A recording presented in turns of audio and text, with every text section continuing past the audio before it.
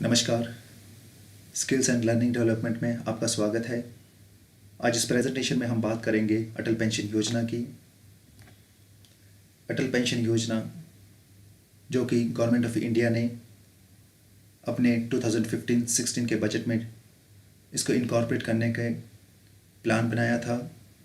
यह स्कीम 1 जून 2015 से स्टार्ट हुई थी। अगर एलिजिबिलिटी की बात करें अटल पेंशन योजना के लिए, तो सब्सक्राइबर को इंडिया का सिटीजन होना बहुत ज़रूरी है। उसकी एज 18 से 40 के बीच में होनी चाहिए। सब्सक्राइबर नॉन टैक्स पेयर होना चाहिए और उसके पास कोई भी दूसरी सोशल स्कीम, सिक्योरिटी स्कीम नहीं होनी चाहिए। बात करते हैं अटल पेंशन योजना के कुछ फीचर्स की। इसमें गवर्नमेंट ने मिनिमम पेंशन अमाउंट देने का दावा किया था 1,000 से 5,000 रुपये तक 60 साल की एज के बाद पर मंथ। और इन केस सब्सक्राइबर की डेथ के बाद वह पैसा और वह पेंशन उसकी वाइफ को या उसके हस्बैंड को, स्पाउस को जाता है। इन केस दोनों की डेथ में वो पैसा सब्सक्राइबर के नॉमिनी और उसके लीगल हेयर को चला जाता है। बात करते हैं कंट्रीब्यूशन की। अटल पेंशन योजना के लिए सब्सक्राइबर अपने बैंक अकाउंट से, सेविंग बैंक अकाउंट से, और जिस बैंक के थ्रू वो इसमें इन्वेस्टमेंट करना चाहते हैं उससे ऑटो डेबिट सर्विस उसके लिए चूज़ कर सकते हैं। फ्रीक्वेंसी की अगर बात करें तो यह मंथली, क्वार्टरली और हाफ ईयरली है। इनमें से नोटिसेबल बात यह है कि हाफ ईयरली वालों के लिए अमाउंट थोड़ा कम रहता है, क्वार्टरली उससे थोड़ा ज़्यादा और मंथली थोड़ा सा ज़्यादा। लेकिन मंथली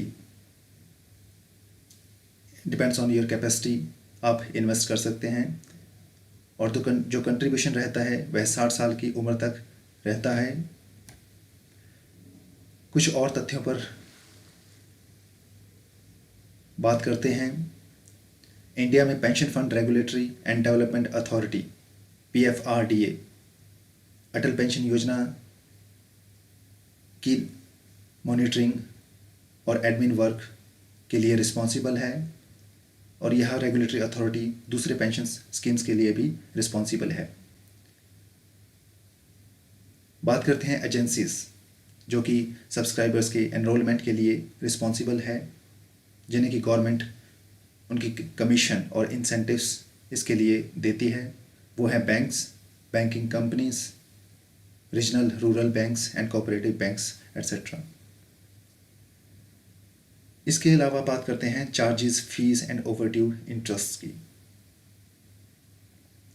इन केस सब्सक्राइबर अगर मंथली और जैसा कि उन्होंने सब्सक्राइब किया होगा उसके हिसाब से अगर पे नहीं कर पाते हैं और लेट हो जाते हैं तो उन्हें कुछ चार्जेस देने होते हैं, जो कि गवर्नमेंट ऑफ इंडिया ने डिसाइड किए हैं। बहुत कम है लेकिन फिर भी उन्हें चार्जेस देने पड़ते हैं। कुछ पेनल्टीज़ यहाँ पर है। बात करते हैं कि आपके द्वारा जो पैसा कलेक्ट हुआ है गवर्नमेंट के पास, वो किस तरह से वो इन्वेस्ट करते हैं, कौन इन्वेस्ट करता है।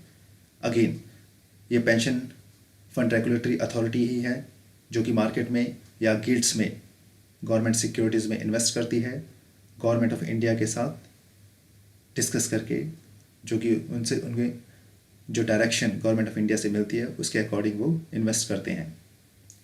एग्जिट और विड्रॉल की बात करते हैं तो यह 60 ईयर्स के बाद ही पेंशन शुरू होती है।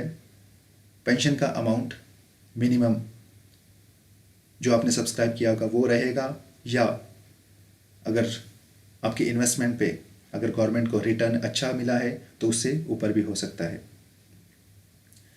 नीचे जो टेबल दिखाया जा रहा है उसमें आप देख सकते हैं कि कंट्रीब्यूशन आपको कितना करना पड़ेगा, कितना अमाउंट गवर्नमेंट आपसे लेगी इस पेंशन के लिए। For example,